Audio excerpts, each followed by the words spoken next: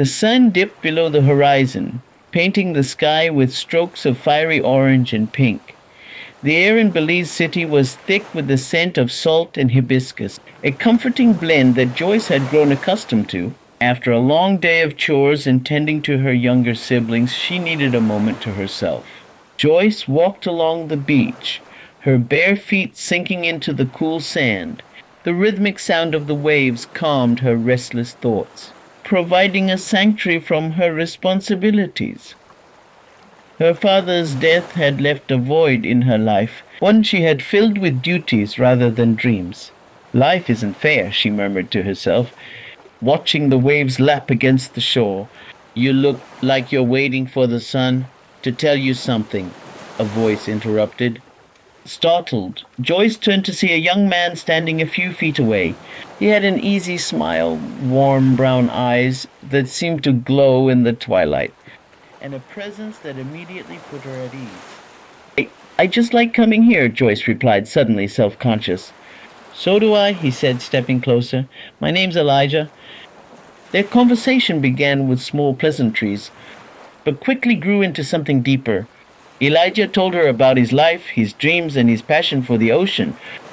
Joyce, in turn, shared her own hopes and fears, revealing pieces of herself she hadn't spoken aloud in years.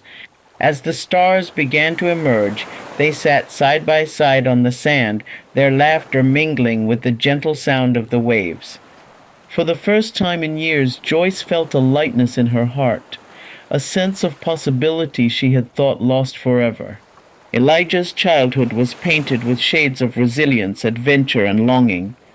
In the sight of fishing boats returning with their catches, the sea was not just a backdrop to his life, it was a character in his story, alive with mystery and promise. Elijah's father, a seasoned fisherman, often spoke of the ocean as if it were an old friend. The sea gives and takes, son, he would say, his voice carrying both reverence and caution. Elijah would sit cross-legged on the sandy beach, watching his father mend nets or carve wooden oars. His father's stories of daring voyages, encounters with unpredictable storms, and the beauty of distant islands painted the sea as a vast, living entity, a place of both danger and opportunity. His mother, in contrast, viewed the sea with a more practical eye. The ocean feeds us, she would say, while frying freshly caught fish. But it's not always kind, respected Elijah. Her cautionary tone was rooted in a deep love for her family and a desire to protect them from the risks her husband so willingly embraced. As a boy, Elijah would wake before dawn to accompany his father on fishing trips. Though he was too young to handle the nets or oars, he would sit quietly at the bow of the boat, mesmerized by the endless expanse of water. The sun rising over the horizon painted the ocean in hues of gold and crimson. For Elijah, it felt like stepping into another world, a world where anything was possible. One particularly vivid memory stood out in Elijah's mind.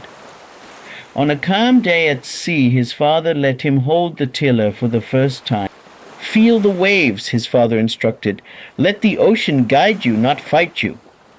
Elijah had never felt more alive than in that moment, his hands gripping the tiller, the salt breeze in his face, and the rhythmic pull of the waves beneath the boat. Elijah's love for the sea deepened when tragedy struck his family. A storm claimed his father's life when Elijah was just 10 years old. That was part one of Secrets of the Belizean Moon, a Caribbean romance story. Thank you for watching. If you are enjoying the story this far, give it a thumbs up.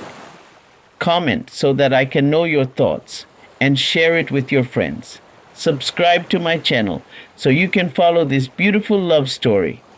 Until next time, this is Irene Pandy Slusher, reminding you not to stress but, as we say in Belize, go slow.